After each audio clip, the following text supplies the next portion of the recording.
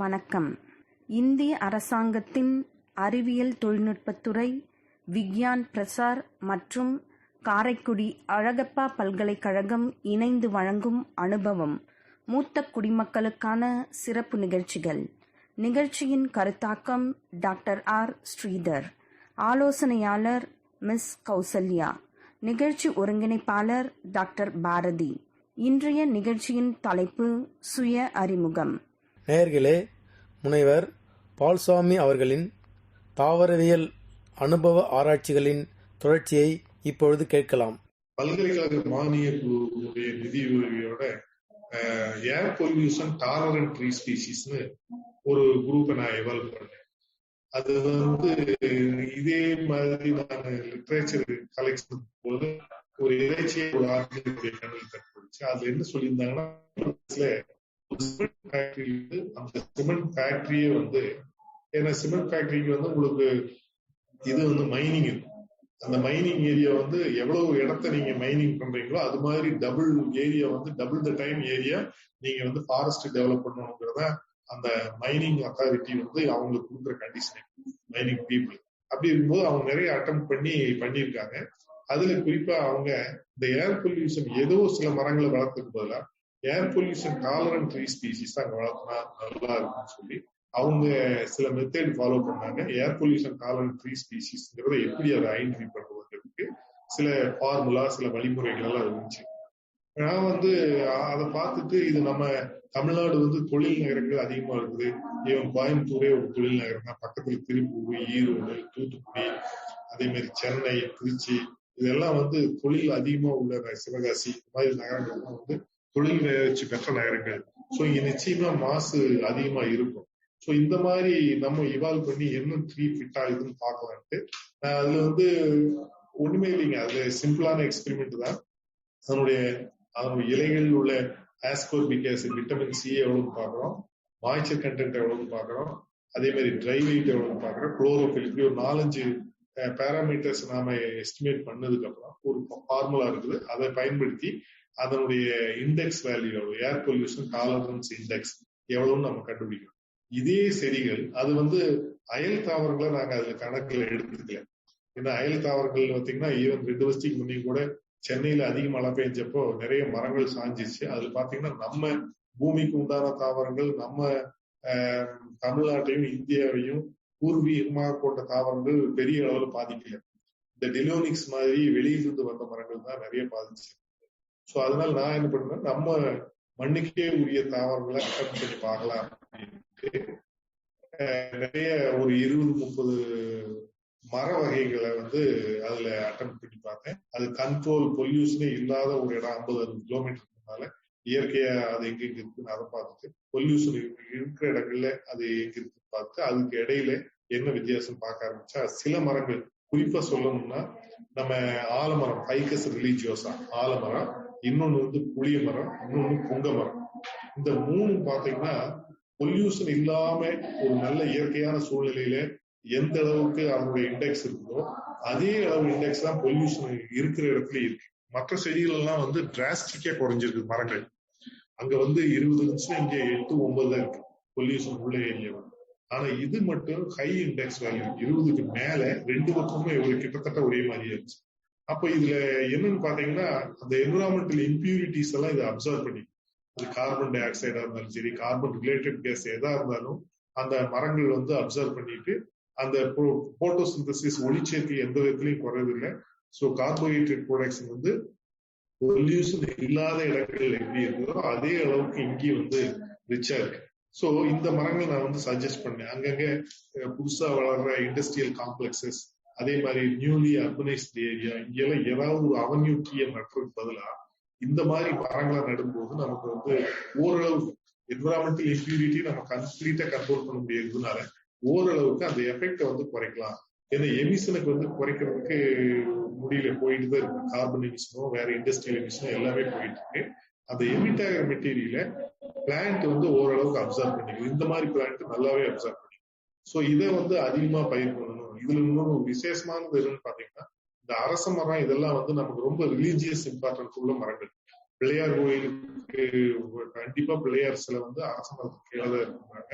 அந்த காலத்துல அரச மரத்தை சுத்தி எல்லாம் வந்தாங்க. அதையும் வந்து ஒரு நம்ம தெய்வமா தான் வழிபட்டோம். அது வந்து ரிலீஜியஸ் இம்பார்ட்டன்ட் உள்ள மரங்கள். இதுக்கு வந்து இந்த மாதிரி ஒரு குணம் இருக்குது. காத்துல இருக்கிற அசிங்களை அசுத்தத்தை அதிக அளவுல உறிஞ்சக்கூடிய ஒரு தன்மை வந்து இந்த செடிகளுக்கு இருக்கிறது நமக்கு வந்து ஒரு பெரிய ஆச்சரியமா இருந்தது அந்த நேரத்துல. சோ இவ்வளவு தன்மைகள் இருக்கு அந்த பிளான்ட்டுக்கு. இது வந்து நம்ம முன்னோர்கள் வந்து தெரிஞ்சோ தெரியாமலே இதை வந்து ஒரு ஏதோ காரணம் இருந்தது. அதனால வந்து அதை ஒரு தெய்வத்துக்கு உள்ள ஒரு விருட்சமா வச்சு அதை வணங்கிட்டு இருக்கிறோம். அது உண்மையும் கூட. அந்த மரங்கள் அதிகமா இருக்கும்போது இந்த மாதிரி காற்றுடைய மாசை நம்ம வந்து குறைக்க முடியும் அப்படிங்கிறது என்னுடைய ஆராய்ச்சியில் ஒன்று தெரிஞ்சிச்சு. அதே மாதிரி இன்னொரு சொல்ல போனா கால்தீரியான்ட்டு ஒரு செடி, கால்தீரியா பிராக்ரன்டிஸ்ன்ட்டு ஒரு செடி வந்து அதுவும் வந்து அதிக உயரத்துல வளரக்கூடியது. மலைப்பகுதியில ஒரு 1800 இருந்து 2500 மீட்டர் அல்டிடியூட் வரைக்கும் கீழ்பகுதியில் வர்றதுல அது எரிகேசின்னு ஒரு குடும்பத்தை சேர்ந்தது. இப்போ ஊட்டியில நீங்க போனீங்கன்னா நிறைய மார்க்கெட்ல வின்டர் கிரீன் ஆயில் சொல்லி இருக்கு.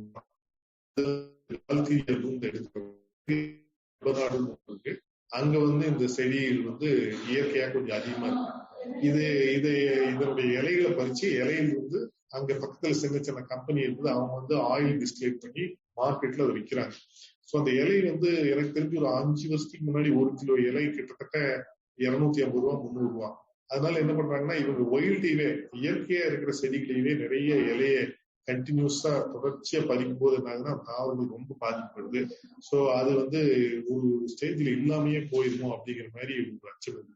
அதனால ஒரு 15 வருஷத்துக்கு முன்னால ஃபாரஸ்ட் டிபார்ட்மெண்ட் இதை கமர்ஷியலாவே கல்டிவேட் பண்ணலாம், பண்ணுனா இந்த மாதிரி ஃபேக்டரிக்கும் யூஸ் ஆகுது, ஜனங்களுக்கும் ஒரு வாழ்வாதாரமா இருக்குன்னு சொல்லி அதை பண்ணுனாங்க.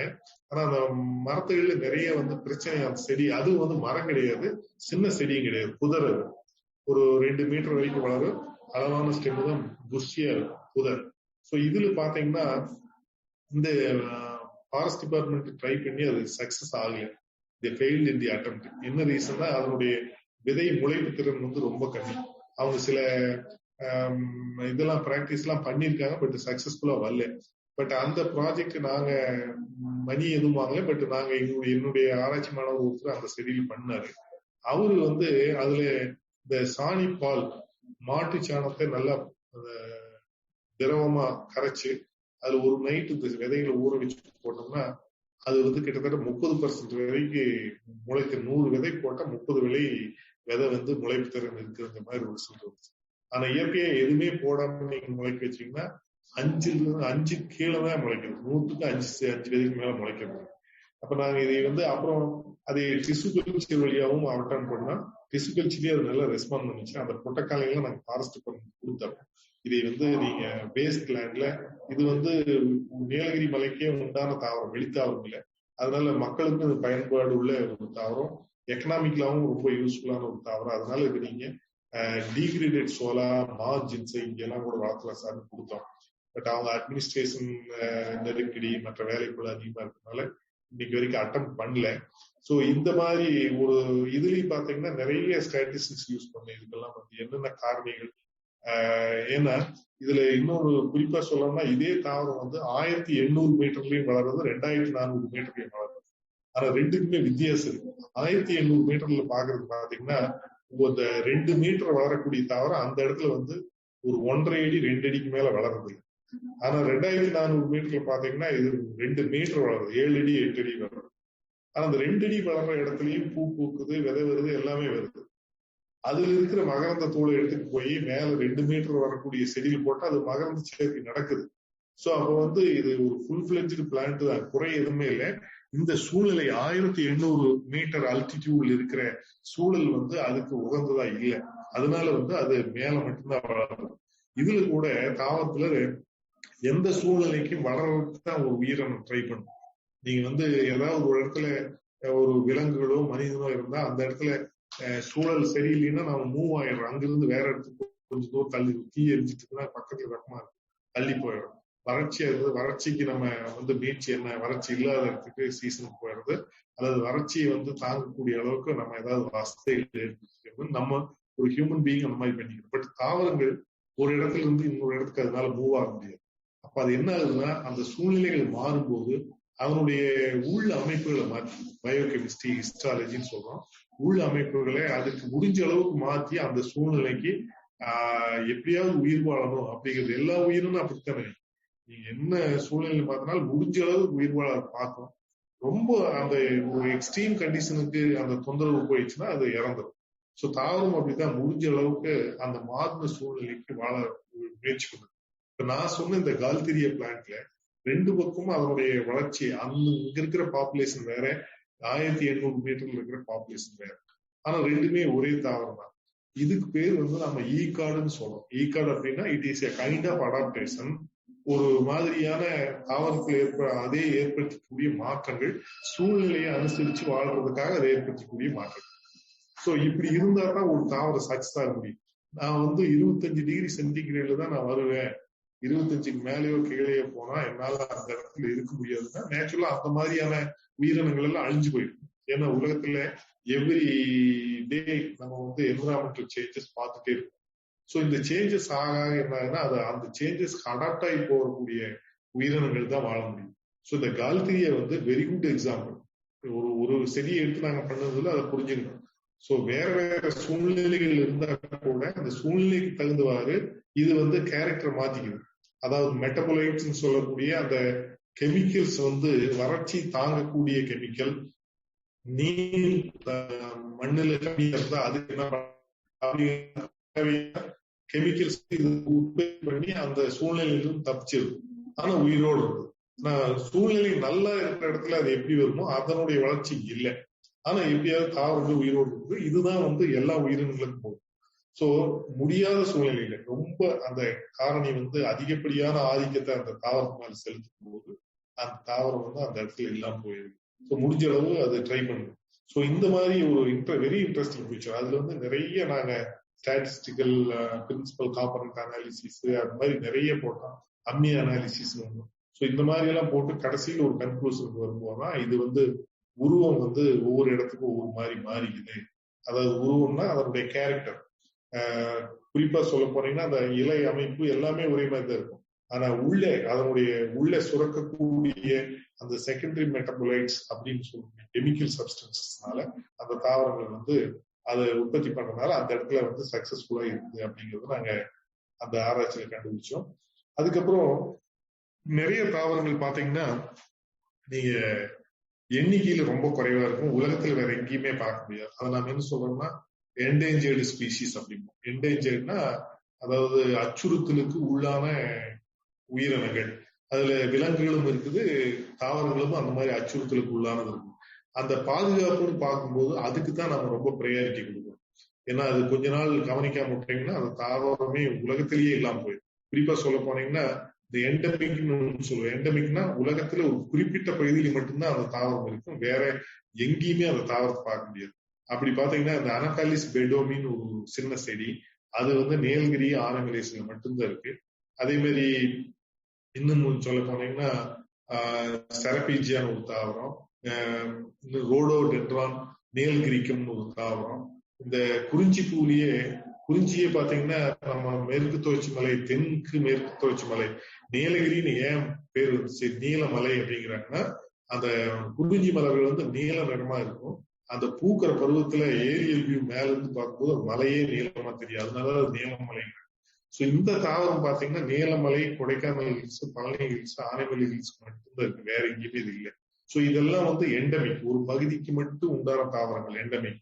அந்த தாவரங்கள் சிலது என்டேஞ்சர்டா இருக்கு. என்னன்னா உங்களுக்கு அச்சுறுத்தலுக்கு உள்ளானது, அது கொஞ்ச நாள் கவனிக்காம விட்டீங்கன்னா இல்லாம போயிடும். சோ அந்த மாதிரி சில தாவரங்கள் நாங்க இந்த அனகாலிஸ் பெடோமி, இது மாதிரி தாலிக்டம் ஜவானிக்கம், செரபீஜியா புசிலா, இப்படி கில்டி கார்டியா, இந்த மாதிரி ஒரு 15-20 தாவரங்கள் நாங்க செலக்ட் பண்ணி டிஷ்யூ கல்ச்சர் முறையில, திசு வளர்ப்பு முறையில, ஏன்னா அதுக்கு விதை எக்ஸ்காக்கம் பைக்கலம், அது என்ன சொல்லுவாங்கன்னா ஓணம் செடினே சொல்லுவாங்க.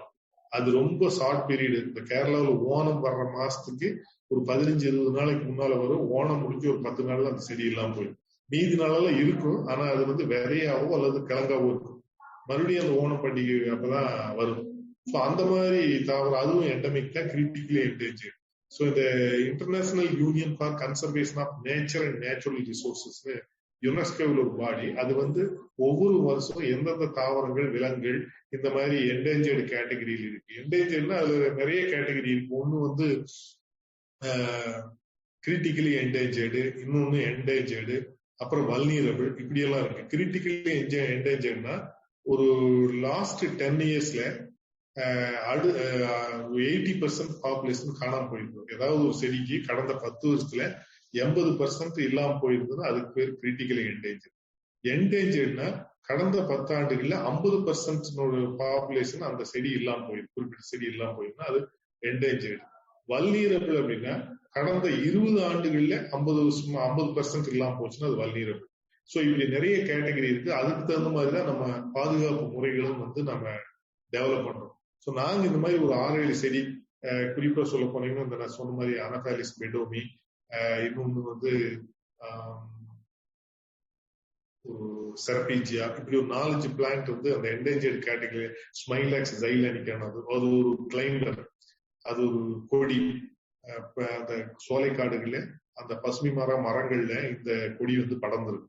சோ இதெல்லாம் வந்து ரொம்ப அருகி வரும் தாவரங்கள், உலகின் மற்ற பகுதிகளில் நம்ம பார்க்க முடியாது. சோ இது ஏன் வந்து பாப்புலேஷன் கம்மியா போயிருக்கு அப்படின்னா அதனுடைய விதையினுடைய முளைப்பு திறன் அந்த என்விரான்மெண்டோட ஒத்து போகாது. இப்படி பல காரணங்கள்னால அது இல்லாம போச்சு. ஸோ திசு வளர்ப்பு முறையில நாங்க புரோட்டோகாலை ஸ்டாண்டர்டைஸ் பண்ணோம். அந்த பிளான்ட்டுக்கு எல்லாம் வந்து நிறைய பிளான்ட்டுக்கு வந்து இந்த மாதிரி டிஷ்யூ கல்ச்சர் யூஸ் பண்ணி நாங்க அதுக்கு வந்து டெவலப் பண்ணி அந்த புரோட்டோகாலை ஃபாரஸ்ட் டிபார்ட்மெண்ட் கொடுத்தோம். நீங்க வந்து இதைய பயன்படுத்திங்க, இந்த புரோட்டோகால் படி இந்த செடிகளை வளர்த்தலாம் அப்படின்னு சொல்லி கொடுத்தோம். 1-2 பிளான்ட் அட்டன் பண்ணி சக்சஸ் ஆயிருக்குன்னு சொன்னாங்க. அப்புறம் இன்னொரு இன்ட்ரெஸ்டிங் ஃபீச்சர் என்னுடைய ரிசர்ச் பீரியட்ல ஆனமலையில், அதுவும் ஒரு ஆனமலையில் நான் எக்ஸ்பீரியன்ஸ் பண்ணிருந்தேன். என்னுடைய எம்பில் மாணவர், அதாவது 2004 என்னுடைய எம்பில் மாணவர் வந்து இதே மாதிரி சோலா ஃபாரஸ்ட்ல ஒர்க் பண்ண போனாரு. அப்ப நானும் அவர் கூட போயிருந்தேன். 2 தடவை நானும் ஃபீல்டு சர்வேக்கு போனேன். அப்போ வால்பாறையில ஒரு 2200 மீட்டர் அல்டிடியூட்ல ஒரு பிரைவேட் சோலா, தனியாருக்கு சொந்தமான ஒரு சோலைக்காடு, அது வந்து குரங்கு சோலான்னு சொல்லுவாங்க. அங்க போய் நாங்க அந்த மரங்கள், அதனுடைய மற்ற செடிகள் என்னென்ன இருக்கு, அதனுடைய டாமினன்ஸ் என்ன, இந்த மாதிரி எல்லாம் அதுல படிக்க ஆரம்பிச்சோம். அப்போ வந்து அந்த பிளான்ட் ஒரு 50% என்னால அங்கேயே ஐடென்டிஃபை என்ன பிளான்ட்னு சொல்ல முடிஞ்சது, 50% தெரியல. அந்த தெரியாத பிளான்ட்ல எல்லாம் சிலது ரொம்ப புதுமையா இருந்துச்சு. இது நம்ம கண்ணுக்கு இது வரைக்கும் கட்டுப்பட்டதே இல்லையே அப்படின்ட்டு அந்த எனக்கு தெரியாத பேர் தெரியாத பிளான்ட் எல்லாம் நான் கலெக்ட் பண்ணிட்டு இருந்து, அப்ப என் கூட வந்து doctor Ramachandran, BS Ramachandran work பண்ணிட்டு இருந்தாரு. ஒரு ரொம்ப பாப்புலர் டாக்ஸானமிஸ்ட், அதாவது தாவர வகைப்பாட்டியல்ல அவர் ஒரு பெரிய நிபுணர், இந்திய அளவிலேயே சொல்லலாம் பெரிய நிபுணர். பிற்காலத்துல ஒரு பாரதியார் பல்கலைக்கழகத்துக்கு ப்ரொஃபஸரா போயிட்டாரு. நானும் அவரு ஒரே நாள்ல கொங்குநாடு காலேஜ்ல சேர்ந்தோம். சோ அவர் வரும்போதே PhD-யோட வந்துட்டாரு. நல்ல ஒரு திறமையான ஆசிரியர். இந்த வகைப்பாட்டியல்ல ரொம்ப நிபுணத்துவம் பெற்றவர். நிறைய கட்டுரை எழுதியிருக்காரு, புக் எழுதியிருக்காரு. சோ அவர்கிட்ட அடுத்த நாள் கொண்டு வந்து காமிச்சேன். சார் இது என்ன புதுசா இருக்கு, நான் பார்த்து இல்லையே. அவரும் ஆச்சரியம் பார்த்தாரு. நானும் நிறைய ஏரியா போயிட்டேங்க, இந்த செடியை பார்த்து இல்லையே அப்படின்ட்டு அவரு சில கீ கேரக்டர் வச்சு ஒரு 2 நாள் கழிச்சு எனக்கு அதை சொன்னாரு. இது வந்து நீங்க பார்த்தது ஃபர்ஸ்ட் ரிப்போர்ட்டுங்க தமிழ்நாடுல, இது வரைக்கும் யாரும் இந்த பிளான்ட் பத்தி ரிப்போர்ட் பண்ணல அப்படின்னு சொல்லிட்டு என்ன பண்ணாரு, அதுல journal of economic and taxonomic பாட்னின்னு ஒரு ஜேர்னல் இருக்கு, அதுல வந்து அதை பப்ளிஷ் பண்ணும். அந்த பிளான்ட் ஆக்சுவலா 1919 ட்ரிவான்கூர் பக்கத்துல, அது என்ன பிளான்ட்னா லிச்சியா ட்ரிவான்கூரிக்கான ஒரு பிளான்ட். அது லாரேசி குடும்பத்தை சேர்ந்தது. ஒரு பெரிய மரமும் கிடையாது, சின்ன செடியும் கிடையாது, ஒரு மீடியம் சைஸ் ட்ரீ. அந்த ட்ரீ வந்து நிறைய மெடிசினல் யூஸ் உள்ளது. நாங்க வந்து ஒரே ஒரு மரத்தை தான் அந்த சோலால பார்த்தோம். வேற நம்பர் வைஸ் அது அதிகமாவே இல்லை, ஒன்னே ஒண்ணு, அது ஒரு குறிப்பிட்ட ஒரே சோலால இருந்துச்சு. சோ இவ்வளவு ஒரு அரிதான பிளான்ட் ஒண்ணுதான் இருக்கு அப்படின்ட்டு அப்புறம் லிட்டரேச்சர் பார்க்கும்போது 1919 ட்ரிவான்கூர்ல வந்து போல்டிங்கர்னு சொல்லி ஒரு இங்கிலீஷ்காரர் அவர் ரிப்போர்ட் பண்ணிருக்காரு இந்த ட்ரிவான்கூர்ல இந்த பிளான்ட். அதுக்கப்புறம் பாத்தீங்கன்னா அந்த ரிப்போர்ட் தமிழ்நாடுல இல்லவே இல்லை, எங்கேயுமே இல்லை. ஆனா நான் வந்து ராமச்சந்திரன் சாருடைய உதவியோட அதை ஐடென்டிஃபை பண்ணி 2005 அந்த பிளான்ட் வந்து நாங்க அந்த ஜேர்னல்ல பப்ளிஷ் பண்ணோம், ஃபர்ஸ்ட் ரிப்போர்ட் இன் தமிழ்நாடு. சோ இது அதுக்கப்புறம் அந்த செடியை நம்ம எப்படியாவது காப்பாற்றணும். ஏன்னா ஜேம் பிளாசம் ரொம்ப முக்கியமானது. ஒன்ஸ் அது காணாம போச்சுன்னா அதுக்கப்புறம் திரும்ப அந்த ஜேம் பிளாசம் நமக்கு கிடைக்காது. அதனால நாங்க என்ன பண்ணோம், ஒரு இண்டிவிஜுவல் தான் இருக்கு. நம்ம பற்றி எனக்கு வந்து மத்திய அமைச்சகத்தினுடைய சுற்றுச்சூழல் மற்றும் வனத்துறையிலிருந்து எனக்கு கிடைச்ச ஃபண்டில் நான் ஒரு டிஷ்யூ கல்ச்சர் லேப் எஸ்டாப்ளிஷ் பண்ணியிருக்கேன் கல்லூரியில். அதே லேப்ல வந்து இந்த பிளான்ட் வந்து நாங்க டிஷ்யூ கல்ச்சர் கட்டிங், அதாவது அதோடைய செமி ஹார்ட்வுட் ட்ரங்க் நல்லா ஸ்ட்ராங்கா இருக்கும். அதனால வந்து அந்த செமி ஹார்ட்வுட் சீடு எல்லா வகையிலையும் அதனுடைய இனப்பெருக்கத்துக்கு முயற்சி பண்ணாதான் அந்த செமி ஹார்ட்வுட் கட்டிங்கை வந்து சில கெமிக்கல்ஸ்ல டிப் பண்ணி குரோத் ஹார்மோன்ல டிப் பண்ணி போட்டோம்னா ஓவர் நைட் டிப் பண்ணி அடுத்த நாள் போட்டோம்னா ரூட் நல்லா ஸ்ப்ரெட் ஆகுது, பிளான்ட் நல்லா வளர ஆரம்பிக்குதுன்னு ஒரு கண்டுபிடிச்சோம். அந்த புரோட்டோகாலை இமீடியட்டா ஃபாரஸ்ட் டிபார்ட்மெண்ட் போய் கொடுத்தோம். சார் இது ஒரு ரேர் பிளான்ட், அன்பார்ச்சுனேட்டா ஒண்ணுதான் இருக்கு, இந்த டெக்னாலஜி படி நீங்க வளர்த்தீங்கன்னா கொஞ்சம் பாப்புலேஷன் இன்க்ரீஸ் ஆகிட்டு. அதுக்கப்புறம் அவங்க ஃபாலோ பண்ணாங்க. ஒரு 10 வருஷம் கழிச்சு 2014-15 என்னமோ நினைக்கிறேன், திரும்ப வேற ஒரு வேலைக்கு போகும்போது அப்ப அந்த ஃபாரஸ்ட் ஆபீசர் இல்லை, பட் அந்த சோலைக்குள்ளேயே போய் பார்த்தேன். அதுல வந்து ஒரு 5-6 செடி போட்டது எக்ஸ்பெரிமெண்டல் பார்ட் போட்டுருந்தாங்க. அது மரம் ஆயிடுச்சு. அப்புறம் லோக்கல் ஃபாரஸ்ட் ஆபீசர் கேட்கும்போது அவர் சொன்னார், இந்த மாதிரி முன்னே யாரோ வந்து இந்த மாதிரி சொன்னாங்க சார், நாங்க அட்டன் பண்ணோம், அது யாரும் இல்லை நான் அப்படின்னு. அப்புறம் அது வந்து ஒரு 3-4 சோலால கிட்டத்தட்ட 100 இண்டிவிஜுவல் வளர்த்திட்டாங்க.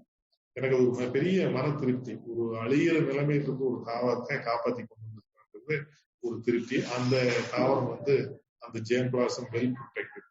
ஏன் இது சொல்லணும்னா, நம்ம இன்னைக்கு கலை அல்லது உபயோகம் இல்லை இந்த பிளான்ட்னால அப்படின்னு நினைக்கிறதுலாம் பின்னால ஏதாவது ஒரு வழியில உபயோகம் கண்டிப்பா இருக்கு. இதுக்கு ஒரு நல்ல எக்ஸாம்பிள் சொல்லணும்னா, நீங்க 1950 இருந்து இந்த நெல் வளர்த்துற எல்லா கண்ட்ரிலையும் ஒரு ப்ராப்ளம் வந்துச்சு. நெல் வந்து அப்ப வந்து கிராசி ஸ்டண்ட் வைரஸ் ஒரு வைரஸ் வந்து நெல் செடியை வந்து ரொம்ப பாதிச்சுது. அது ஒன்ஸ் ஒரு ஃபீல்டுல வந்துச்சுன்னா அந்த ஃபீல்டே காலியாயிடும். ஒரு நெல்லுக்கு வந்து பயிருக்கு வந்துச்சுன்னா அந்த ஃபீல்டே ஒரு வாரத்துல காலியாயிடும். ஒரு சிவியர் இன்ஃபெக்சியஸ் டிசீஸ் பை வைரஸ் அந்த நேரத்துல அது வந்துச்சு. நிறைய countries, Indonesia, India, Thailand, Philippines, China, இப்படி பங்களாதேஷ், நிறைய ரைஸ் க்ரோயிங் கண்ட்ரிஸ் எல்லாம் வந்து நிறைய ரிசர்ச் பண்ணாங்க இந்த டிசீஸ் எப்படி கண்ட்ரோல் பண்றது. அப்ப வந்து ஒரு சைனீஸ் மேன் சான் ஒருத்தர் வந்து இந்தியாவில் வந்து வைல்டு ரைஸ் நிறைய இருக்கு. கிட்டத்தட்ட 105 வெரைட்டி வந்து அப்ப இருந்துச்சு. அதாவது ரைஸுக்கு ரொம்ப க்ளோஸா உள்ள தாவரங்கள், அது ரிலேட்டிவ் ஆஃப் ரைஸ்ன்னு சொல்லுவோம். அந்த மாதிரி இருக்கிற பிளான்ட்ல இருந்து நீங்க இது ஹைபிரிடைசேஷன் பண்ணி ஏதாவது இந்த நோயை தடுக்க முடியுமான்னு பார்த்தா அவர் நிறைய ட்ரை பண்ண. கடைசியில வந்து மத்திய பிரதேசத்தினுடைய அந்த இலையுதிர் காடுகள்ல கீழே வந்து ஒரு லேயர்ல ஒரு கிராஸ், அதுக்கு பேரு ஒரைசா நிவேரான்னு அந்த கிராஸ். ஒரைசா சட்டைவாங்கிறது நம்ம நெல்லு, அது வந்து ஒரைசா நிவேரா. அந்த ஒரைசா நிவேரா வந்து அவர் என்ன பண்ணாரு, கிராஸ் பிரீட் பண்றாரு. அதுல இருந்து போலன் கிரெயின் எடுத்து இதுல டெஸ்ட் பண்ணி இந்த சூழகத்துல அதுல இருந்து வரக்கூடிய புது ஆஃப் ஸ்பிரிங்கை பார்க்கும்போது அது அந்த டிசீஸ்க்கு ரெசிஸ்டண்டா இருக்கு. ஸோ அது வரைக்கும் அந்த ஒரைசா நிவேரா வந்து ஒரு மாடு ஆடு கூட மேயாது, ஒரு அன்பாலட்டபிள் கிராஸ், ஒரு வீடு, அது ஒரு கலையாத்தான் இருந்துச்சு. ஆனா அதுல வந்து ரொம்ப வேல்யூபிள் ஜேம் பிளாசம் அதுல இருக்கு. இந்த டிசீஸ்க்கு எகெயின்ஸ்டா ஒரு ஜீன் வந்து அது இருக்குதுங்கிறது அப்ப தெரிய இருந்துச்சு. ஸோ நம்ம என்ன சொல்றோம்னா, அது மாதிரி கலையும் நம்ம எதையுமே நினைக்க முடியாது. அதுல நல்ல ஒரு கெமிக்கல் இருக்கலாம், பெரிய நோய் குணப்படுத்தக்கூடிய ஆன்டி கேன்சர் ப்ராப்பர்ட்டி உள்ள பொருட்கள் இருக்கலாம், நிறைய விஷயங்கள் அது இருக்கும். இன்னைக்கு நம்ம கலைன்னு நினைக்கிறோம். அதனாலதான் வந்து எந்த பிளான்ட்டையுமே நம்ம முடிஞ்ச அளவுக்கு அழியக்கூடாது, அதை வந்து ப்ரொடெக்ட் பண்ணணும் அப்படிங்கிற கான்செப்ட் எல்லாம் வருது. ஸோ அது வந்து அந்த லட்சியற்றவன் குறிக்காக மீட்டு கொண்டு வந்ததுல எனக்கு ஒரு மன திருப்தி. இது மாதிரி திசு கல்ச்சர் வழியில எந்தெந்த பிளான்ட் எல்லாம் வந்து வீக்கா இருக்கு, இதை வந்து நம்ம கன்சர்வ் பண்ணணும், பாப்புலேஷன் இன்க்ரீஸ் பண்ணணுங்கிறது வந்து ஒண்ணு அந்த லிஸ்ட்ல இருக்கும். அந்த ஐயூசிஎன் பப்ளிஷ் பண்ற லிஸ்ட் இதெல்லாம் என்டேஞ்சர்டுன்னு இருக்கும். இன்னொன்னு வந்து லோக்கலி என்டேஞ்சர்டு, இந்த பகுதிகளில் எது சரியா வளர முடியாம ஸ்ட்ரகிள் பண்ணுது. அதை வந்து ஈகாலஜியில சில பேராமீட்டர், ஃபார்முலா, சில மெத்தட் எல்லாம் இருக்கு. அதுல வந்து அதனுடைய பரவும் முறை, அதனுடைய பாப்புலேஷன் சைஸ், அதனுடைய வீரியம், இப்படி பல கேரக்டர் வந்து சில ஃபார்முலா யூஸ் பண்ணி நம்ம கண்டுபிடிச்சு அதை பூல் பண்ணி சிங்கிள் கேரக்டரை மாத்தி அது வந்து டோட்டல் நம்பர் ஆஃப் ஸ்பீசிஸ் எவ்வளவு இருக்குது, அதுல இதனுடைய கான்ட்ரிபியூஷன் என்ன அப்படின்னு பார்க்கும்போது ஒரு த்ரெஷ்ஹோல்டு நம்பருக்கு மேல இருந்ததுன்னா அந்த பிளான்ட் சேஃப், அதை விட கீழே இருந்ததுன்னா அந்த பிளான்ட்டுக்கு நம்ம ஸ்பெஷல் அட்டென்ஷன் கொடுக்கணும்னு அர்த்தம். ஸோ இப்படி நான் வந்து நிறைய பிளான்ட் லிஸ்ட் அவுட் பண்ணி பாதுகாக்கப்பட வேண்டிய பிளான்ட் அப்படிங்கிற மாதிரி சிலதெல்லாம் நான் முதல்ல சொன்ன மாதிரி டிஸ்போரம் லெஸ்கினாலிட்டியான ஒரு பிளான்ட், இந்த ஸ்மைலாக்ஸ் சைலானிகா, ஸ்மைலாக்ஸ் வெயிட்டி, அப்புறம் வந்து ஆஸ்பராகஸ் ரெசிமோசான்னு ஒரு பிளான்ட், இந்த மாதிரி சில பிளான்ட் எல்லாம் நான் லிஸ்ட் அவுட் பண்ணி அதுக்கு டிஷ்யூ கல்ச்சர் டெவலப் பண்ணி கொடுத்துருக்கேன் ஃபாரஸ்ட் டிபார்ட்மெண்ட். இதெல்லாம் விதைகள் வந்து அவ்வளவு பிரயோஜனப்படாது, டிஷ்யூ கல்ச்சர் வழியா பண்ணலான்ட்டு அந்த சமயத்தில் நாங்கள் அதை வந்து டெவலப் பண்ணி கொடுத்தோம். ஸோ அதை அப்படியே போயிட்டு இருக்கு. என்னுடைய இந்த தீக்கு வந்து காட்டு தீயை எப்படி கண்ட்ரோல் பண்றதுங்கிறத பேஸ் பண்ணி எனக்கு 2009 தேர்ந்தெடுத்து 2010 வருஷத்துல தமிழ்நாடு கவர்மெண்ட் வந்து என்விரான்மெண்ட் ஆக்டிவிஸ்ட் அவார்டு அப்படின்னு ஒண்ணு கொடுத்தாங்க. இதுக்கு எனக்கு ரொம்ப பெருமையா இருந்தது. அப்புறம் 2016 பியர் ஃபவுண்டேஷன் சொல்லி மதுரையில் ஒரு ஆர்கனைசேஷன், அது பெஸ்ட் சீனியர் சயின்டிஸ்ட் ஒரு அவார்டு கொடுத்தாங்க. ஸோ இது மாதிரி 2-3 அவார்டு என்னுடைய காலேஜ்லயே சில்வர் ஜூப்ளியில பெஸ்ட் டீச்சர் அவார்டும் கொடுத்தாங்க. ஸோ இப்படி என்னுடைய ஆராய்ச்சி இது மாதிரி எல்லாம் தொடர்ந்து என்னுடைய மாணவர்களும் என்கிட்ட பிஹெச்டி பண்ண மாணவர்களும் நல்ல முறையில அவங்களும் வந்து இது டெம்பர்மெண்ட் விடாம அவங்களோட ஆராய்ச்சியில அதை சாதிச்சுட்டு இருக்காங்க. இதுதான் என்னுடைய அவுட்கம். நான் வந்து குறிப்பா நன்றி சொல்லணும்னா அந்த அம்பாஸ்டர் காலேந்திர ப்ரொஃபசர் பனாரஸ் இந்து பல்கலைக்கழகத்துல அவரு என்னுடைய ஆராய்ச்சிக்கு விதை போட்டவரே அவரு தான். எனக்கு எம்பில் கைடா இருந்த டாக்டர் லட்சுமணாச்சாரி அவரும் எனக்கு ரொம்ப ஒரு உந்து சக்தியா இருந்தாரு. பிற்காலத்துல டாக்டர் மணியன் என்ன கூடயே ஒர்க் பண்ணாரு. அப்புறம் அண்ணாமலை பல்கலைக்கழகத்துக்கு துணைவேந்தரா வந்தாரு. மிகச்சிறந்த அறிவாளிகள் இவங்கெல்லாம் நிறைய எனக்கு வந்து அப்ப நான் வந்து வயசு ரொம்ப கம்மி, அரௌண்ட் 30 கீழே தான் இருந்தேன். அந்த நேரத்துல என்னை ரொம்ப வந்து பூஸ்ட் பண்ணி அப்போ இன்னும் முக்கியமா சொல்ல வேண்டியது எங்க கல்லூரியினுடைய இப்ப தலைவர், அந்த காலத்துல பிரின்சிபாலா இருந்து பின்னால கல்லூரி செயலாளர் இருந்தாரு ஆரிச்சாமி ஐயா. அவரு வந்து ரிசர்ச் அப்படிங்கிறது அந்த காலத்துல 1970s 80s எல்லாம் காலேஜ்ல பெரும்பாலும் பாத்தீங்கன்னா உங்களுக்கு டீச்சிங் மட்டும்தான் இருக்கும். டீச்சிங், ஒன்லி டீச்சிங், வேற எந்த ஆக்டிவிட்டிஸ் இருக்காது. என்எஸ்எஸ் என்சிசி இது மாதிரி சில கோகரிக்குலர் ஆக்டிவிட்டிஸ் மட்டும்தான் இருக்கும். ஆனா இப்போ இந்த 1989 குறிப்பா 2000க்கு அப்புறம் பாத்தீங்கன்னா காலேஜ் வந்து நேக் கமிட்டி வந்து எவால்வ் பண்றாங்க, ரேங்கிங் கொடுக்குறாங்க, என்ஐஆர்எஃப் ரேங்கிங், இது மாதிரி நிறைய இருக்கிறதுனால டீச்சிங்கை தவிர ரிசர்ச், அப்புறம் வந்து எக்ஸ்டென்ஷன் ஆக்டிவிட்டிஸ், இது மாதிரி எல்லாம் காலேஜ் வந்து அப்பார்ட் ஃப்ரம் டீச்சிங் இதையெல்லாம் நிறைய பண்ணுனா தான் அந்த கல்லூரி வந்து அதனுடைய உண்மையான அப்ஜெக்டிவ் என்னமோ அதை சாட்டிஸ்ஃபை பண்ண முடியுது. இப்ப நிறைய வந்து கல்லூரியில ஆசிரியர்களுக்கும் மாணவர்களுக்கும் முன்ன வந்து பாடத்தை மட்டும் படிச்சுட்டு வந்த போது இன்னைக்கு அப்படி கிடையாது. ஏதாவது ஒரு ஆக்டிவிட்டி ஒரு குரூப்ல நம்ம இருக்கணும், நம்ம கான்ட்ரிபியூஷன் இருக்கணும். அதே மாதிரி ஆசிரியர்கள் வந்து டீச்சிங் படி மட்டும் இல்ல, ரிசர்ச், எக்ஸ்டென்ஷன், மாணவர்களுக்கு வழிகாட்டுறது, இப்படி பல வேலைகள் இருக்கிறதுனால இருக்கு. ஆனா இதை வந்து 1980 பிகினிங்லயே எங்க தாளாளர் இன்னைக்கு இருக்கிற தலைவர் வந்து ஆர்ச்சனி வந்து அவரு ஒரு சயின்டிஸ்ட் தான். அவரு அந்த காலத்திலேயே 80 பிகினிங்லயே பாத்தீங்கன்னா ராயல் சொசைட்டி ஆஃப் இந்தியாவில மெம்பர்.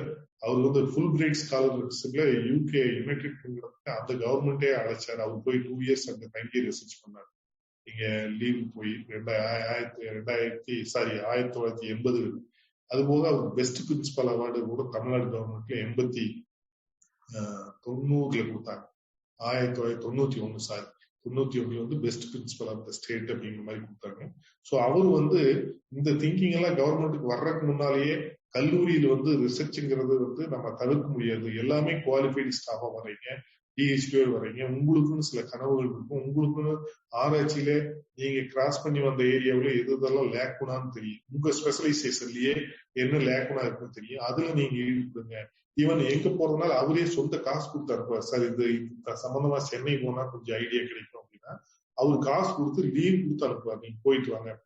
அதே மாதிரி நான் பனாரஸ் இந்து யூனிவர்சிட்டிக்கு போனது அவரு வந்து ட்ரெயினுக்கு எனக்கு பணம் கொடுத்து 2 மாசம் அங்க தங்குறதுக்கு உண்டான செலவெல்லாம் கொடுத்து அவராக அனுப்பிச்சு வச்சாரு. என்னை மட்டும் இல்லைங்க, காலேஜ்ல வந்து பிஹெச்டி முடிக்காத ஸ்டாஃப் எல்லாம் எஃப்ஐபி ப்ரோக்ராம்ல என்கரேஜ் பண்ணி அனுப்பிச்சாங்க. நான் இங்க வேற ஸ்டாஃப் போட்டு கிளாஸ் எடுத்து நீங்க போய் பிஹெச்டி பண்ணி நல்ல ரிசர்ச்சரா வாங்க அப்படின்னு. சோ அந்த அளவுக்கு அவரெல்லாம் என்னால வரக்கவே முடியாது. எந்த எதிர்பார்ப்பும் இல்லாம எம்ஃபிலோடு வந்த ஒரு புதுசா ஒரு ஃபீல்டுக்கு வரான்னு சொல்லி எனக்கு வந்து உடனே வேலையை போட்டு கொடுத்தாரு. இப்ப அவங்களுடைய டாக்டர் CA வாசி என்று அவங்கதான் இப்ப கல்லூரி நிர்வாகத்தை ஆர்ச்சனிய ஓகே வயசாயிடுச்சு, 90 தாண்டிட்டாரு. அதனால ஒரு 10 ஆண்டுகளா அவங்க டாக்டர் வந்து நிர்வாகத்தை பார்த்துருக்காங்க. அவங்க வந்து அவங்களுக்கு மேல இருக்காங்க இந்த உதவி பண்றதுல. ரிசர்ச் நீங்க நல்லா பண்ணி பேப்பர் பண்ணீங்கன்னா அதுக்கு ஒரு இன்சென்டிவ் தர்றாங்க.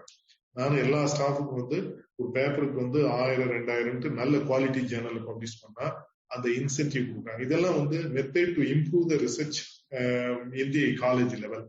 இதெல்லாம் செய்யறதுனால இன்னும் சொல்ல போனா எங்க கல்லூரி இந்த மேக் இதுல எல்லாம் பாத்தீங்கன்னா நல்ல ஒரு அட்வான்ஸ்மெண்ட் வர்றதுக்கு காரணம் இந்த மாதிரி ரிசர்ச் என்கரேஜ்மெண்ட் அவருடைய அவுட்கம் தான்.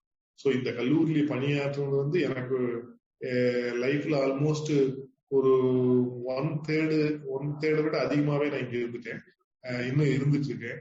ஸோ நல்ல என்கரேஜ்மெண்ட், அதிகமான நீங்க வந்து என்ன செய்தாலும் அதனுடைய எல்லாத்தையுமே அவங்க பாத்துக்கிறாங்க. நல்ல வழிகளில் ஒர்க் பண்ணும்போது நிறைய என்கரேஜ்மெண்ட் கிடைக்கும். ஸோ இந்த ஆரிச்சாமி சாரு, அவங்க டாக்டர் வாசி மேடம், அப்புறம் எனக்கு வந்து ஆராய்ச்சி துறையிலையும் மற்ற கல்வி சம்பந்தமான துறையிலையும் வழிகாட்டி இருந்த டாக்டர் லட்சுமணசாமி சாரு, ஈவன் நம்ம லட்சுமணாச்சாரி, அதுக்கப்புறம் பாத்தீங்கன்னா நம்ம மணியன் சாரு, அம்பாஸ்ட், அங்கேயே ப்ரொஃபசர் ஜே.எஸ். அவர் இன்னும் இருக்காரு. மிகப்பெரிய அறிவாளி அந்த ஜே.எஸ். அம்பாஸ்ட் எல்லாம் பாத்தீங்கன்னா அவங்க கிட்ட 5 நிமிஷம் பேசினீங்கனாலே எப்பவுமே இவங்க கிட்ட ஒர்க் பண்ணலாம் அப்படிங்கிற மாதிரி ஒரு தாகம் வந்துடும். அந்த அளவுக்கு பெரிய ஆளுங்க. அவங்க கிட்ட எல்லாம் பழம் எனக்கு ரொம்ப பேரா நினைக்கிறேன். ரொம்ப அவங்க கிட்ட வந்து இப்போ சில நேரத்துல இன்னும் நம்ம அவங்க கிட்ட தெரிஞ்சுக்காம நிறைய விட்டுப்போம் அப்படிங்கிற மாதிரி எல்லாம் சில நேரத்துல வரும். பட் இதுக்கு வந்து என்னுடைய குடும்பத்திலையும் நல்ல சப்போர்ட். நான் இவ்வளவு 2 புக்கு எழுதினேன்.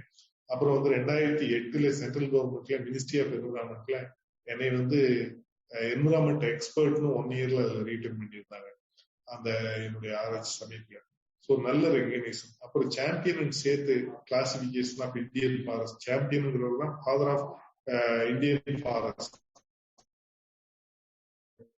ஃபாரஸ்ட் கம்ப்ளீட்டா த்ரூ அவுட் இந்தியா கிளாசிஃபை பண்ணி வகைப்படுத்தி இருக்கிறார். ஸோ அவரு கிளாசிபிகேஷன் 1939 நடந்தது. ஸோ அதுக்கப்புறம் நிறைய ஃபாரஸ்ட் டிஸ்டர்ப் ஆயிருக்கு, நிறைய வந்து நம்ம ப்ரொடெக்ஷன் கொடுத்துருக்கோம். இதனால எல்லாம் இப்ப ஸ்டேட்டஸ் என்ன ரிவிஷன் பண்ணாங்க. ஸோ அதுல கூட நீ ஒரு மெம்பரா போனாங்க revision of championship classification of ஃபாரஸ்ட்ல. ஸோ இந்த மாதிரி ஒரு நல்ல நிலைமைக்கு வர்றதுக்கு காரணம் இத்தனை பேரும் எனக்கு கொடுத்த சப்போர்ட், அவங்களுடைய என்கரேஜ்மெண்ட். இன்னைக்கு அந்த 2 ப்ரொஃபசர்ஸ் வந்து லட்சுமணாச்சாரி இவங்க எல்லாம் காலமாயிட்டாங்க. பட் மற்றவங்க எல்லாமே அட்லீஸ்ட் ஒரு முறையாவது நான் பேசுவேன்.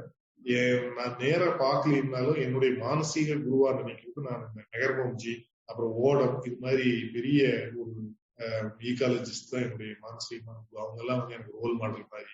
அண்ணாமலை யூனிவர்சிட்டியில படிக்கும்போது நல்ல டீச்சர்ஸ் அமைஞ்சாங்க, நிறைய தெரிஞ்சுக்கிட்டேன். அந்த பருவத்துல தெரிஞ்சது குறைவோ அப்படிங்கிற மாதிரி கூட சில நேரத்துல இருக்கு. ஆனா இப்போ வரக்கூடிய ரிட்டையர் ஆன சீனியர் ஸ்டாஃப்க்கு, இப்ப இருக்கக்கூடிய ஜூனியர்ஸ்க்கு என்னுடைய அட்வைஸ் என்னன்னா, இதே மாதிரி ஏதாவது ஒரு வழியில இப்ப பாத்தீங்கன்னா நிறைய நமக்கு என்விரான்மெண்ட் ப்ராப்ளம் இருக்கு. பிளாஸ்டிக் இருக்கு, ஆறுகள் என்க்ரோச்மெண்ட் இருக்கு, எக்ஸோட்டிக் ஸ்பீஸ் இருக்கு. நம்ம பகுதியில, நாம குடியிருக்கிற பகுதியில ஒரு சின்ன ஒரு ஃபோரம் ஆரம்பிச்சு, so how we can make use of our knowledge and expertise to restore the habitat in our residential area. குறைஞ்ச அளவுக்கு அந்த அளவு செஞ்சாலே நாம ஏதோ some contribution we are making towards the environment. So சின்ன சின்ன மென்டார், நிறைய யங்ஸ்டர் எல்லாம் வந்து நீங்க இந்த மாதிரி டைரக்ட் பண்ணி விட்டோம்னா அவங்க கொஞ்சம் ஒரு நீங்க நம்ம டே டு டே லைஃப்ல நிறைய பறவைகளை பாக்குறோம். அதுல சிலதெல்லாம் நம்மளுக்கு ரொம்ப புதுசா தெரியும். இதை நம்ம பார்த்து இல்லையே திடீர்னு பாக்குறோம். அதுல பத்தி ஒரு சின்ன போட்டோகிராஃப், அது ஒரு டிஸ்கஷன், நிச்சயமா அது ஏதாவது ஒரு நியூ கான்ட்ரிபியூஷன். ஸோ இது மாதிரி அப்புறம் நம்ம பக்கத்துல இருக்கிற solid waste management, rain water harvesting, இதெல்லாம் நம்ம என்கரேஜ் பண்ணலாம். ஸோ இதெல்லாமே வந்து நம்ம இப்ப இருக்கிற இந்த கிளைமேட்டிக் சேஞ்ச் சினாரியோல these kinds of activities definitely helpful to restore our livelihood. அது மட்டும் இல்ல, நம்ம சுற்றுப்புறம், ஹேபிடேட், எவ்ரிதிங். ஏன்னா இந்தியா மாதிரி ரொம்ப பாப்புலேஷன் மிக்க நாடுகள்ல இது மாதிரி ஒவ்வொருத்தருக்கும் ஒரு கடமை இருக்கு. அதை நம்ம செஞ்சோம்னா டெஃபினட்டா நம்ம கான்ட்ரிபியூஷன், நம்மளை சுத்தி இருக்கிறவங்களுடைய அர்ப்பணிப்பு, இதெல்லாம் வந்து நம்ம சூழ்நிலைகளையும் வாழ்வாதாரத்தையும் ரொம்ப மேம்படுத்துகிறதுல எந்த விதமான அச்சம் இல்லை. நேயர்களே, முனைவர் பால்சாமி அவர்களின் தாவரவியல் பற்றிய அனுபவங்களையும் ஆராய்ச்சிகளையும் மிக தெளிவாக எடுத்து கூறியுள்ளார். ஐயா அவர்களுக்கு நன்றி.